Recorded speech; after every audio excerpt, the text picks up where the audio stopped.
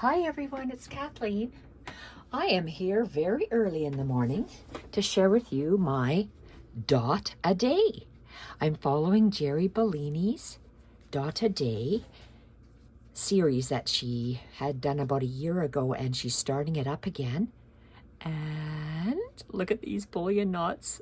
I was feeling them, fondling them before I got on camera. I am so going to do this one, I think, for one of my circles. Bullion knots, I just love them. I'm still in my jammies. I sure am.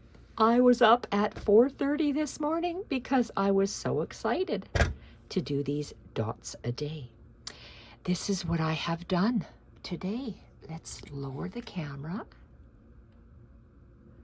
And you're going to get shadows because it's still dark out. So I have done this dot. My dot a day is going to be put in a book. I've shared my book with you.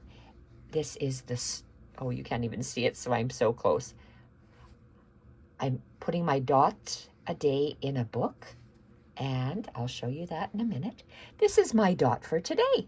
It is probably a 4x5 piece of sheeting, torn pillowcase. You can use anything. I'm using feed sack circles, and I think I have to raise you up because you're gonna not get a full bit view. I have pages cut out, little squares cut out, circle a day. So sometimes I'm going to be working on linen, and look at how they're all different sizes. Yes, they are.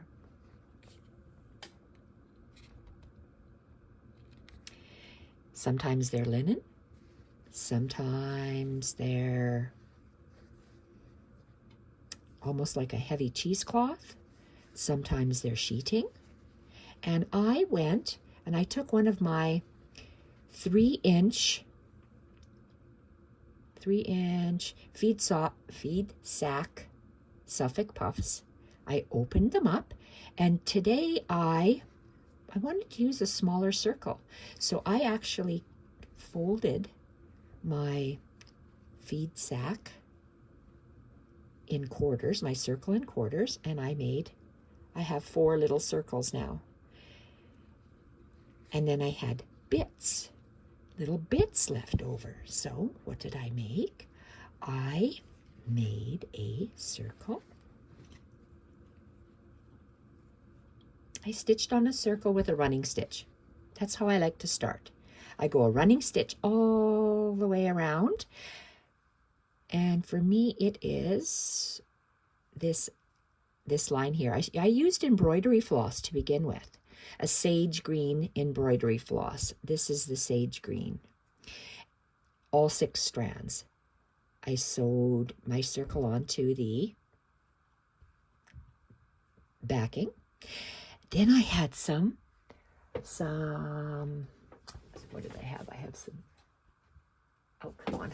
I had little bits of sari silk. This is not sari silk, it's just a chiffon, but a kind of length like this that was in my snippet basket. And I just laid down.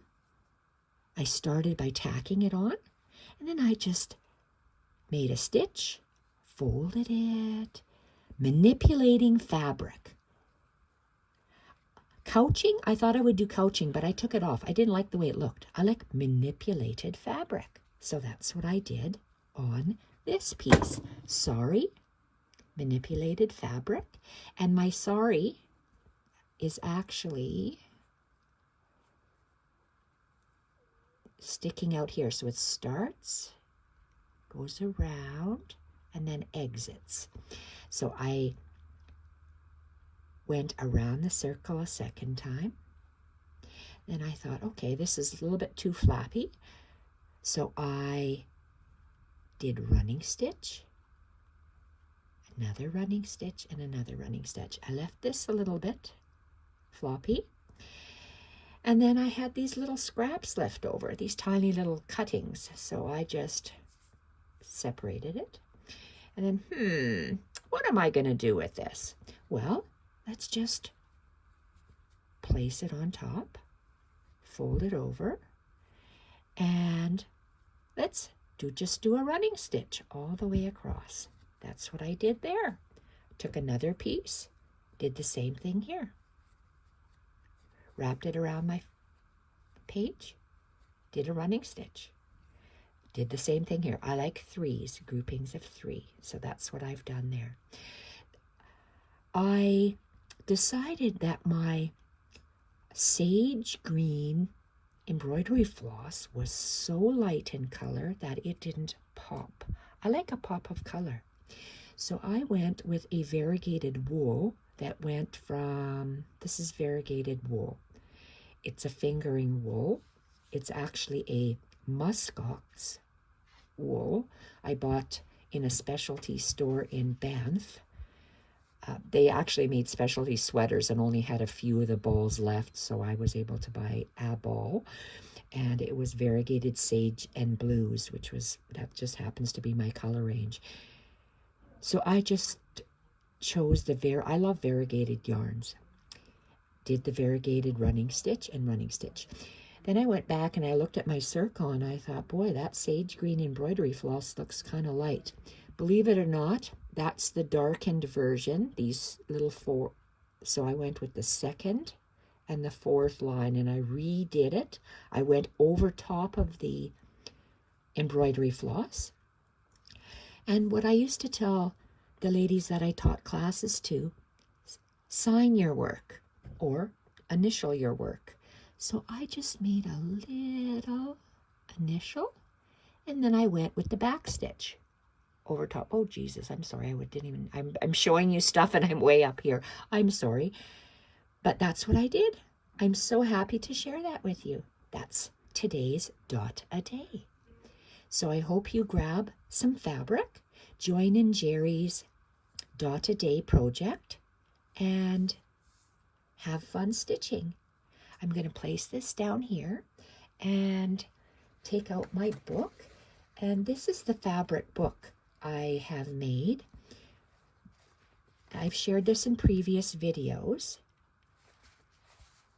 I'm using feed sack circles, and these are a 3-inch feed sack Suffolk puff that I opened up to get 6 inches of fabric. If you want to see how I made this, there are previous videos on my channel just recently down. And these are the circles that I have attached to make pages. And so this is the next set, which is wider. I like this is the wider one. So that one will be put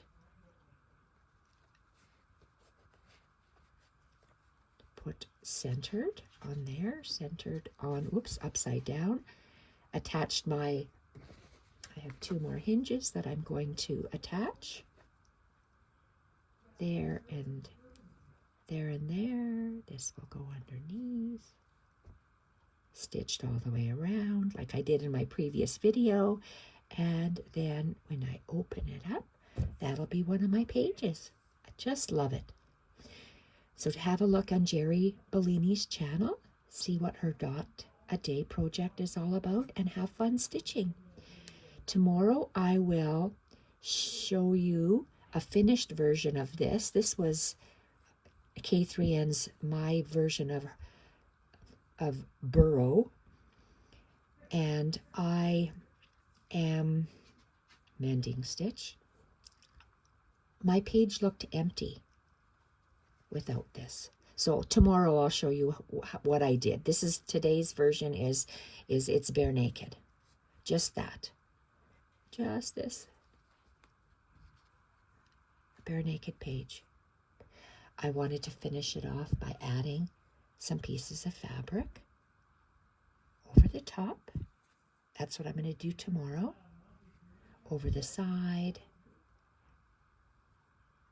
Oops, the dot and the dot will go here. Around the side. And this one. I'm just having so much fun with Jerry's dot a day. and I hope you will too. Thank you everyone for watching, and bye for now. Go and play with your little dots and see what you can create today. Thank you everyone for watching. Bye for now.